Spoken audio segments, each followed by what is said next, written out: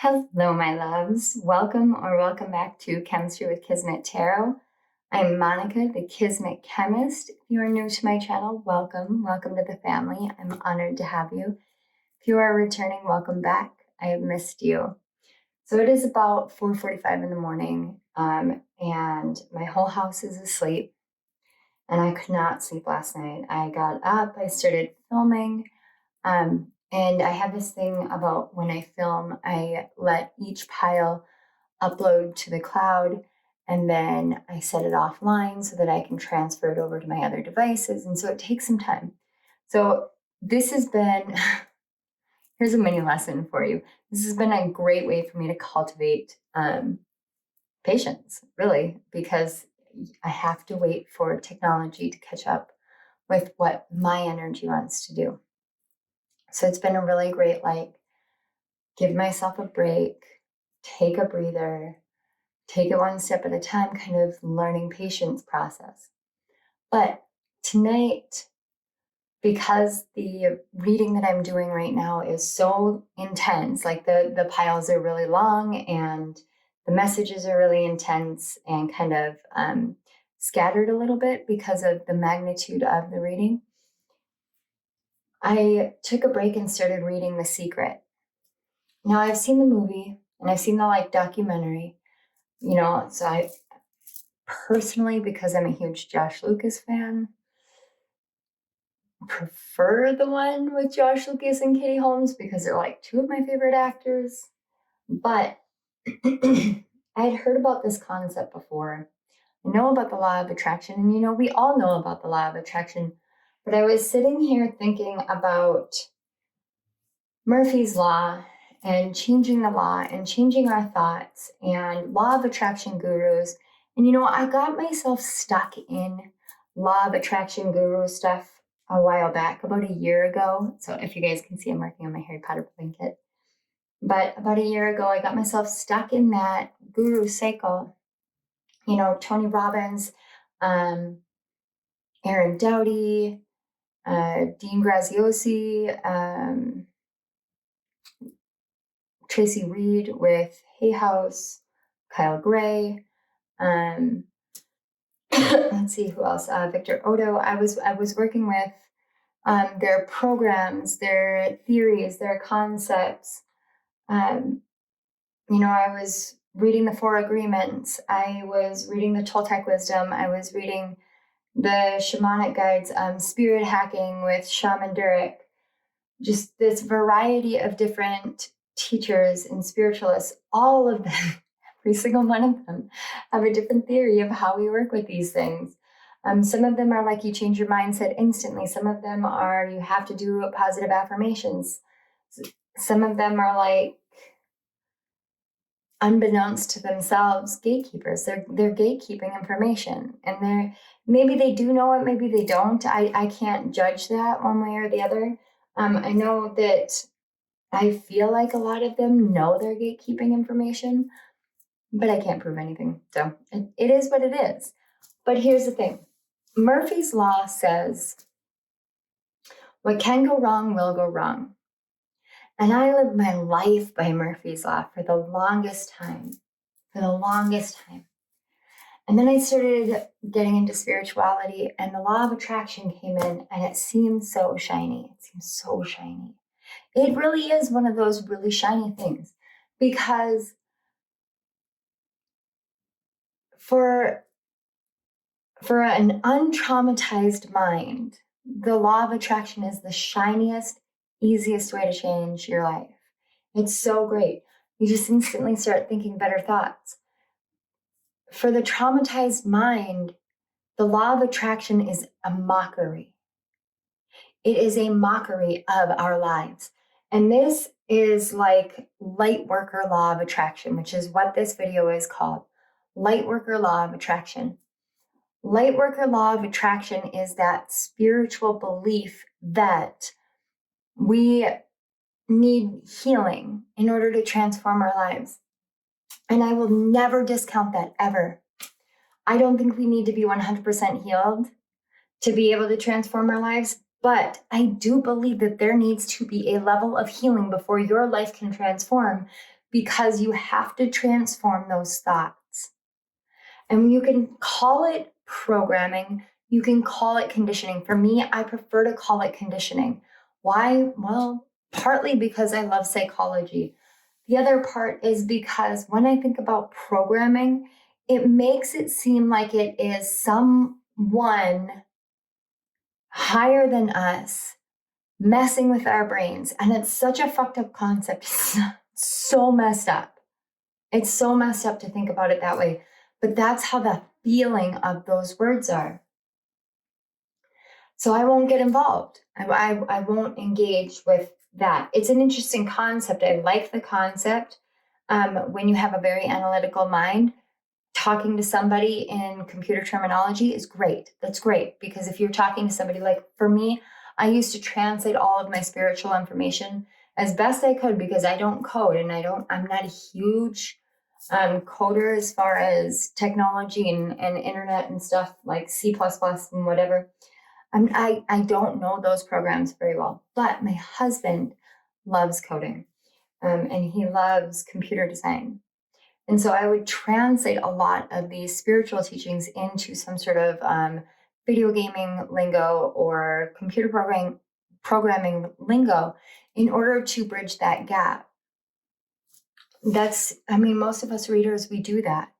That's what we do. We take what we know and we take what is common with others and we bridge the gap. That's why I will talk about Grey's Anatomy, or I'll talk about Harry Potter, or I will talk about, the plethora of books that I've read, because they're so familiar to me that that's what I'm used to. And I can take those and I can transform them into a common lesson between me and the outside world, or me and you. So when we're talking about Lightworker law of attraction, more often than not, what I found with Lightworkers is we all suffer such horrible traumas. We suffer so much trauma that we set out to help others heal from the trauma. But when we set out to heal others from the trauma, what I realized with the law of attraction is that we're always continually putting ourselves in the mindset of the people who have been traumatized. And that in that way, the law of attraction actually seems to work in opposition of us. And so the shadow work that we do collectively, but individually, I always talk about, like, I'm a masochist for shadow work. Sorry, I'm like staring. I've got all these candles set up on the edges of my oracle cards, and from this angle it looks like one of my brand new candles is like broken, and so I got distracted by it. It's really early in the morning, guys. Like, I'm in my jammies here. Like, I am not dressed for camera quality, but I don't care. That's the best part. I don't care. I used to care. I used to think, oh, I have to be perfect. I have to be this thin and I have to look this way and all of that. And now I realize, like, all of that was just me hindering myself. It was me hindering myself because I'm not going to live up to society's standards. It's not who I am. I just can't do it. That's another one of those Lightworker law of attractions is, well, like, when you think about, well, I have to live up to X, Y, and Z standards, then you're holding yourself to a standard that the universe isn't holding you to. The universe holds you only to the standards that you hold yourself on this one. So now let's get back to shadow work. So I like to call myself a shadow work masochist. I will dive into my shadow. I will spend more time in my shadow than I will spend in the outside world. I'll spend more time with my shadow than I will spend with my family at times. I will spend more time with my shadow than I will spend with you guys. And the reason why is because my shadow was so off kilter. My shadow was so in control. My shadow was so unloved. My shadow was so needy. She was codependent. She was codependent on me. My shadow was codependent on me. I had to come to this understanding. I had to come to this realization. I needed to see this about myself. It was a beautiful revelatory moment where I was like, holy shit. That's where my codependency comes from. It comes because I have a shadow inside of me that is dependent upon me. And she's dependent upon me because I'm all she's ever known. when you go through trauma and you go through hardships and you go through narcissistic relationships, and sometimes you're the only person that you have in your life, you become codependent on yourself. We call it independence, but it's not independence. It's significantly different between independence and codependence on yourself. Codependence on yourself is you need you to be in a weakened state in order to feel safe. Because if you're strong, then you're vulnerable. If you're vulnerable, then you can get hurt. If you can get hurt, then everything is at risk. And it's this vicious cycle. And because of that, that's where Murphy's Law comes in. What can go wrong will go wrong. And it's because the second you open yourself up, you're opening yourself up to pain. You're opening yourself up to trauma. This is one of the reasons why people with light workers, especially with pain and trauma, struggle to meditate. Anxiety, panic, depression, ADHD, ADD, neurodivergency. We struggle to meditate. I'm actually meditating right now as I'm talking to you guys. Do you know why? Because I have programmed my mind. I programmed it like a computer. I've actually trained my brain to shut down and focus as soon as I pick up a crochet needle and yarn. I have trained myself to focus because when you crochet, sure, in the beginning when I crocheted, I did it like I do everything else. Watched a couple of tutorials to figure out how to do a starting chain, and then after that, I just let myself have creative freedom. Once my creative freedom worked its way out of my system and I was able to give my best friend her favorite blanket, which is horribly stitched, that's when I started getting serious about it. Started making blankets, I started making hats and scarves and gloves. And then I started making tarot bags, and I started making divination bags, and I started making cleansing bags, infusing them with Reiki as I would be crocheting. And in order to do that, you have to focus. You have to be focused. You have to know what the intent is. You have to know what you're doing. So if you're sitting there and you're thinking about all the negative things in the world while you're crocheting, and you're crocheting a divination bag that is designed for someone to be able to get in touch with themselves, you're literally setting them up energetically to get in touch with all of their deepest, darkest, and not be able to see anything else. And you don't want to do that. I mean, some people might, but I don't. I don't want to do that. So what do? You learn to count. It's just like they teach with anxiety. You count your breaths, but you learn to count. You learn to watch your stitches. You learn to pay attention. You learn to do things evenly. You learn how it works for you, because everybody has a different turning method. For me, my turning method is completely oppositional to the entire world, but it works for me. You do what feels right. There's Murphy's Law. And Murphy's Law says what can go wrong will go wrong. Okay, so I want to one-up Murphy. If Murphy says what can go wrong will go wrong, what if we say what can go wrong will go right? You shift it, you change it. What can go wrong will go right. Now let's take it one step further. I call this Monica's Law. So I'm coining it right now. And FYI, if it falls underneath my little symbol that's like down here, I think, on this one, it could be down here. One of these two corners. It falls underneath my copyright. Right now, do I care? No, just fucking use it and get better. Like, I don't need the credit. But I call it Monica's Law because I have it hanging on my wall up here. I've got my little, like a boss, you can see all the things dangling down. And those are all positive psychic affirmations that I got from the Psychic Witch book. But above that, before the other sign that's above it, it says Monica's Law. And there are two factors of it. What can go wrong will go right. What can go right will go better.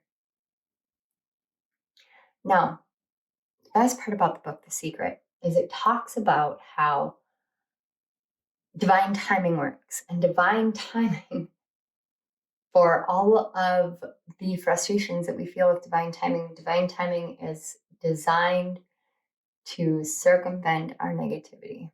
And I never realized it until I picked that book up. It is designed to circumvent our negativity. Divine timing is designed to circumvent our negativity.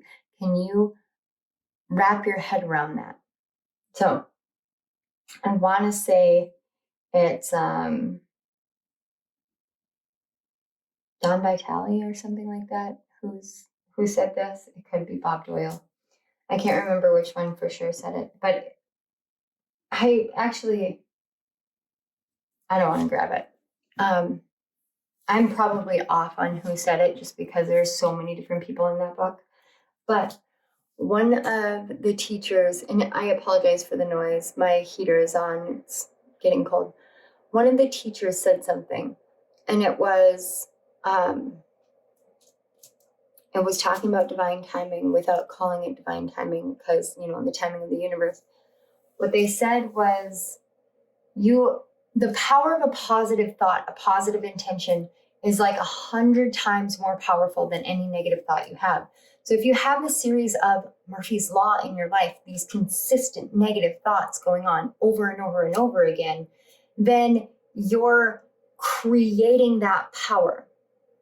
But if a positive thought is 100 times more powerful, then you can actually circumvent, you can overcome and redirect that negative thought in the moment as soon as you change it to a positive thought. What you think, what you perceive, you receive. Your thoughts, Thoughts are things. What we think, we create. So what you perceive, you receive. What you perceive, you receive.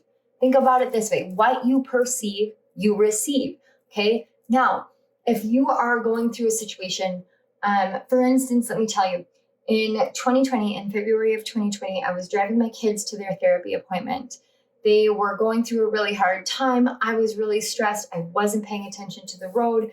Everything was wet. My shoes were wet. I was driving behind a pickup. The pickup did not have their turn signal on. They stopped dead in the middle of the intersection as they were starting to go through.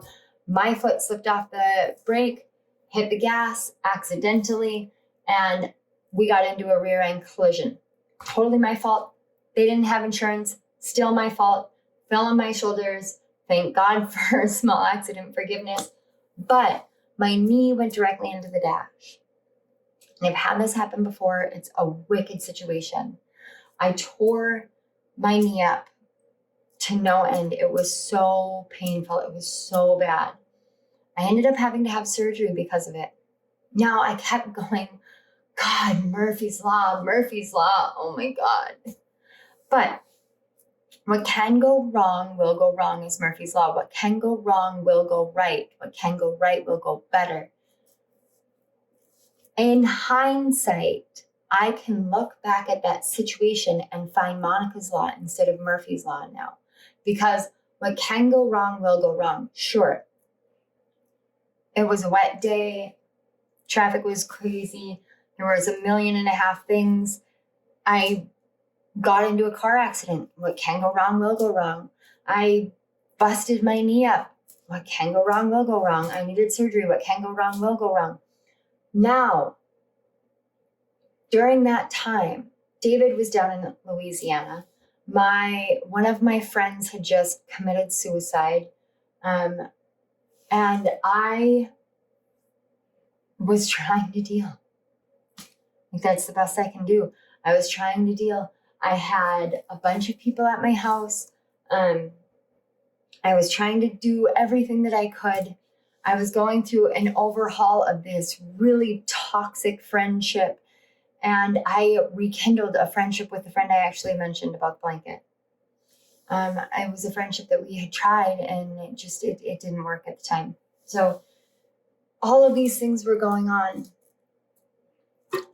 What can go wrong will go right. Friendships were falling apart. We were all dealing with this horrible, painful loss. But it was a catalyst moment for the rest of my life. That moment when she took her life, my mediumship came online and I didn't even realize it. And I forgave people easily and I didn't think about it a second time.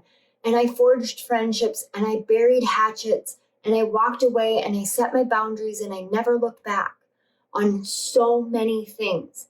I removed toxicity from my life over and over and over again. And that friend that I told you about suggested that I look into how to read auras because my empath gift was getting to a point where I wanted to shut it off again.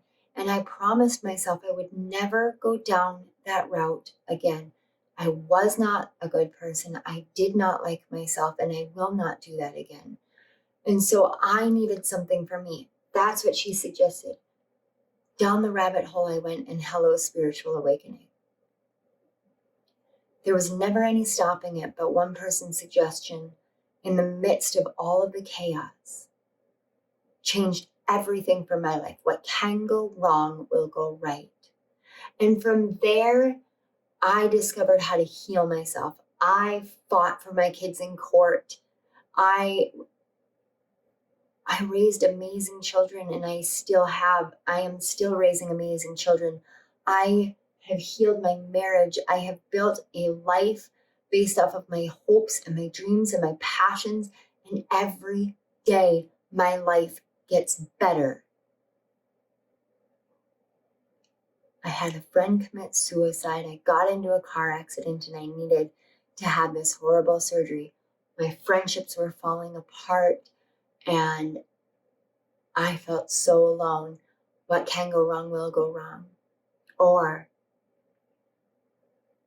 I got a wake-up call from the universe. I got a break to lay in bed and really reflect and really remember why I love crocheting so much and have all the unlimited time to dive into areas of insight and wisdom that I wouldn't normally have because I'd be up and doing everything, but I needed the break.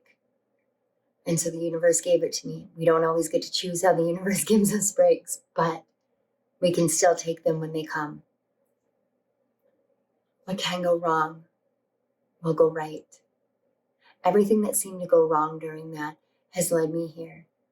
We talk about breadcrumbing all the time in the spiritual community right now, all the time. Hansel and Gretel is fucking everywhere. It's everywhere.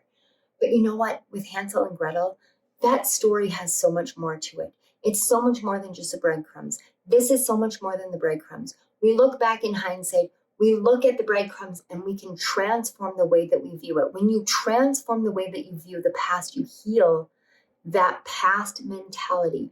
When you heal that past mentality, then you see where it started from in the beginning, and then you can go back and do your shadow work. When you can go back and do your shadow work and do that, that's when you can transform your mind. Lightworker law of attraction requires shadow work. And I'm going to say this as a very bold statement because people aren't going to like it. Because to me, spiritually speaking, if you go with, well, you just change your positive thoughts, you just constantly drill those happy affirmations in, that's all well and good. But are you healing? Are you closing down the past, or are you covering it up with things? With new thoughts and new things? Because at some point, they will come back. The shadow always comes out. The shadow is meant to be loved, to be seen, to be heard. So we have to think about that and take that into consideration. So the Lightworker law of attraction is the exact opposite of Murphy's law. What will go wrong? What can go wrong will go right. What can go right will go better. Tell yourself that. If you need a positive affirmation, tell yourself that as soon as that negativity starts setting in. And when things come up during that, all the times that you and your shadow want to argue against that statement, because that's what this statement is designed to do, create dissonance within you. It's designed to trigger your shadow, because your shadow is going to go, are you fucking kidding me? You're really trying to think this? What about X, Y, and Z? What about this situation? What about that situation? What about this pain? What about that pain? And it's going to challenge and challenge and challenge and challenge you. And you step up and you say, what can go wrong will go right. What can go right will go better. And you say, I will prove you wrong. And I will nurture you in the process. And that's what you do. You prove yourself wrong. You prove that part of yourself, that doubt, that guilt, that fear, that shame, that blame, that anxiety-ridden part of you. You show that part of you that you're right and that it can trust you and your consciousness. It can trust you in your awareness. It can trust you in your healing. And then it'll say, okay, well, what about this situation? What about this situation? And your shadow will start taming down. And it will come to you and ask you, much like a child will come and ask a parent when they don't know. For those of you who don't have children, associate this with school. When we don't know something, we go and we ask the teacher. You are the teacher of your shadow, just as you are the teacher for your inner child, just as you are the teacher for other people. Let your shadow come to you because you're teaching your shadow the safety and vulnerability. Because when your shadow knows that it's safe to be vulnerable, then your shadow won't fight it. You're teaching your shadow the safety in intimacy. When you teach your shadow the safety in intimacy, then your shadow won't fear it. You can teach your shadow these things, but first you have to challenge your shadow. You have to create dissonance for your shadow to rise up, because your shadow is your fighter. And then you teach your shadow how to fight for freedom instead of just fight. When you do that, when you shift that mentality, when you shift that perception, that's when you start shifting your life. When you focus on building the things outside of yourself and you don't focus on building in here, as a light worker, you're literally, it's like closing down the lighthouse during the darkest night of the year with the choppiest seas and the neediest boats out there. And you're all the boats. You're shutting everything down. You're shutting the light down. Shadow work isn't meant to be a scary thing. It's not meant to be something heavy. It can be. The more trauma, the more pain you have, it can be. The law of attraction is not meant to be a gate-kept bullshit tra-la-la kind of thing. Like, forgive me, but it's not meant to be all puppies and candy canes. We want true spiritual growth. We want true soul growth. We want true adaptation, true evolution, true change in this world. And true change in the world has to start with each and every one of us, which means we have to be willing to look at ourselves. I'm sitting here and I'm insecure about my body, and I am insecure about how my face looks because I've been crying for like 3 days straight with doing a bunch of purges, and I am sick. I am working. But all of that can seem like Murphy's Law, what can go wrong, but it feels so right. It feels so right to me that I don't care about the perceptions. I only care about the words that I'm speaking, the energy I'm putting into the world, and the message that it contains, because it holds the potential to help you change your life, and that's what matters to me. All right, my loves. Tell yourself this one more time. What can go wrong will go right. What can go right will go better. I am gifting this to you. Use it, believe in yourself, and know no matter what you do, no matter where you are, I believe in you as well. So does Spirit, so do your guides. You have all the faith in the universe on your side. You can do this, you can heal, you can overcome, and you can bring about the life that you desire. All right, that's all I have for you guys today. Got a little bit long, but that's okay. I want to say thank you so much to your guides and my guides for bringing your energies here for this talk.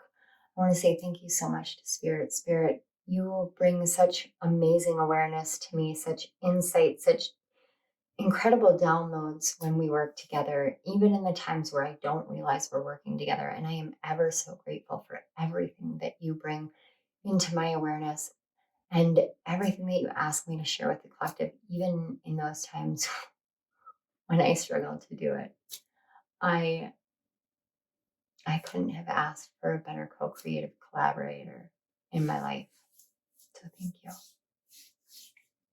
All right, my loves.